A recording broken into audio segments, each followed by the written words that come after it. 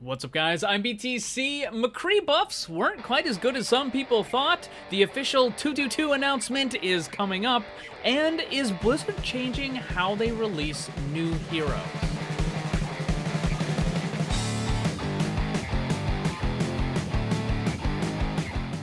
If you enjoyed the video, make sure you drop a like, and if you're new, subscribe and hit that bell to get more. Let's get started. Just recently, McCree got a buff to the rate of his attack, allowing him to do somewhere in the range of 20%-ish more damage. Listening to some people, you might have thought that the sky was falling, and that this was going to be the end of Overwatch as we know it, because this change was so overpowered that it would literally break the game. Yeah, no. Don't worry, because none of that happened.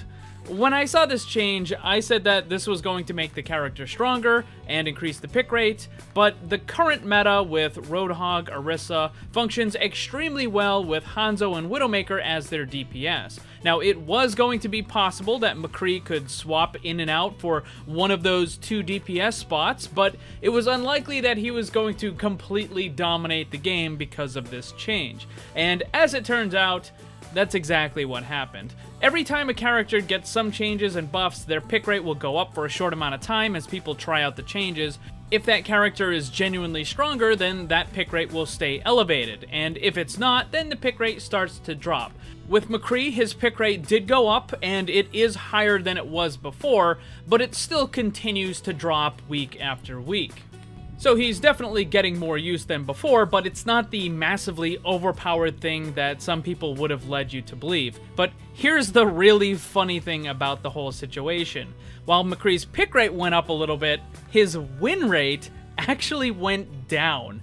And this is most likely due to people trying out the character and playing it who don't normally use a hit scan, and since they're not used to it and they tend to not be as good with those particular characters, then his overall win rating ends up going down. It's certainly possible that when the 222 Rollock gets introduced for the Overwatch League, that McCree could see a lot more usage there, but on the competitive ladder, it certainly doesn't seem like he's going to be breaking the game anytime soon. And just to really drive this point home, I want to show you what the top 500 leaderboard looks like right now, because if there was going to be any situation where McCree would just start absolutely crushing everything, then the GM and top 500 players is where it would be, but he seems to be strangely absent. I mean, he pops up here and there, but yeah, I don't know. For the world-crushing domination that we were promised, it doesn't quite seem to be there. And that leads me into the next thing, which is that 222 Rollock, which was heavily hinted at during the most recent Overwatch League broadcast. There's supposed to be a big announcement coming this Thursday, and some of the people on the desk appeared to be dropping hints about it. I know many of you don't watch the Overwatch League, but remember that if that 222 Rollock is effective there, then there's a really good chance that they will be bringing it into the competitive ladder for everyone else. And I expect that if this does happen, then it would likely also be accompanied by a fairly large rebalancing patch, or that patch would probably come a short while afterwards, because some characters work quite well when there's no limits to the comp, but once you get stuck into that 222, it's going to be a different story. And speaking of new things, what's going on with the Summer Games and Hero 31? Blizzard has changed the schedule around. It appears that Summer Games will be released very soon, and Hero 31 will likely arrive sometime in August. Now, in the last couple days, I got some information from an unknown source that supposedly had access inside Blizzard, and I was told about some potential changes to the Hero release schedule. Now, I can't verify whether this information is true or not. In fact, there's probably a better than 50% chance that it's just someone trying to play a trick on me, but whether or not it's true, it did get me thinking, and I looked into the schedule for the Overwatch League to see if what they were changing around for this summer made any sense with the schedule for the league itself.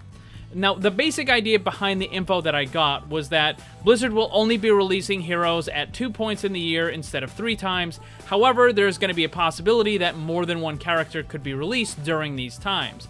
That's a question that I get asked quite often from you guys. Is Blizzard ever going to release multiple characters at once?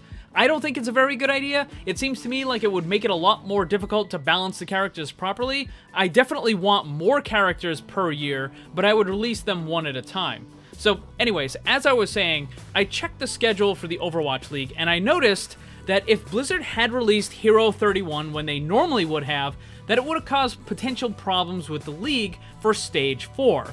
Whenever there's a new character, people want to see those characters at the professional level. Same thing goes with major reworks. They want to see those changes. I think this was an issue last year when Hanzo got his rework, and in the pro matches he still had Scatter Arrow, but for everyone else he had Storm Arrow. It was kind of ridiculous that the characters were not the same, and there was lots of complaining about that situation. Like, why are you using an old version of the character in your pro scene, right? Like, that stuff doesn't even exist anymore. Last year, the July release hero wasn't an issue for the league because Stage 4 ended mid-June, way before that July hero ever even hit the PTR, so it just wasn't a problem. So it looks like Blizzard is trying to time a lot of their changes and hero releases to be better in sync so that they can either be added to the next stage of the Overwatch League or so that they occur after the season is done. Balance changes and reworks are one thing, but a new character would definitely be the most disruptive of all of that. And it seems to me that Blizzard is trying to limit those number of characters that will be released during the main season of the Overwatch League. They still have one earlier in the year around March, but they can time it so that the character gets added into Stage 2 kind of seamlessly. Now, another problem with this is that the pro players will use team comps that they've been practicing for a very long time. A new character may not do enough to disrupt the current meta, or those teams may not be confident enough in that new character to risk using it during some of these important pro matches. But what happens if Blizzard releases several characters after the end of the Overwatch League season? If they release the characters from, let's say, August until November, then that will give the pro players plenty of time in order to play those new characters, practice with them in new comps, and potentially use them in the next season of the league. If you look at this from Blizzard's perspective, this seems like definitely the way to go because they want to emphasize the Overwatch League and to have as little disruption to that as possible.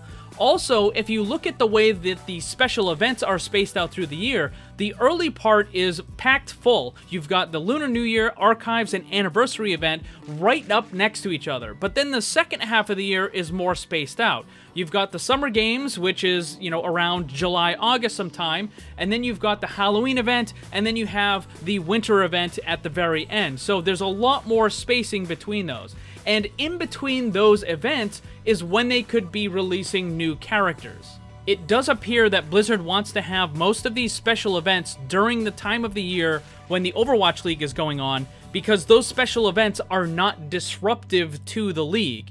And then they release the characters after the league is over, so that way it's not disruptive, and you also have the potential of using those characters in the following season. So let me ask you guys, what would you prefer? Do you want to have those heroes spaced out more throughout the year?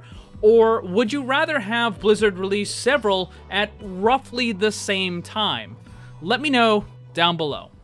Thanks for watching, and if you'd like to see more, subscribe and hit that bell so you don't miss anything. Also, come hang out in my Discord server and my Twitch live stream. Special thanks to my Patreon supporters. If you'd like to see what kind of cool VIP rewards you can get, check the links down below. And remember, always blame the controller because it's never your fault.